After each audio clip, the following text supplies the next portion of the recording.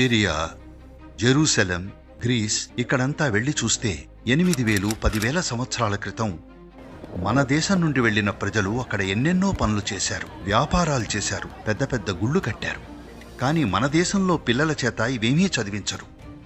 లెబనాన్లో చూస్తే 4,500 సంవత్సరాల క్రితం కట్టిన ఓ పెద్ద గుడి ఉంది.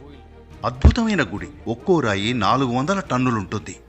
400 టన్నుల రాయిని ఎలా తీసుకొచ్చారని అడిగాను. దాన్ని ఈజిప్ట్ నుండి తెచ్చారట.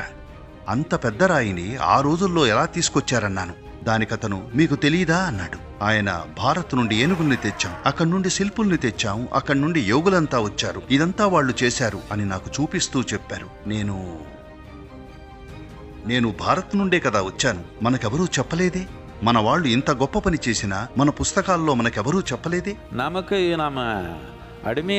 మనం బానిసలుగానే ఉండిపోవడానికి ఎలాంటి చరిత్ర కావాలో అలాంటిదే రాశారు.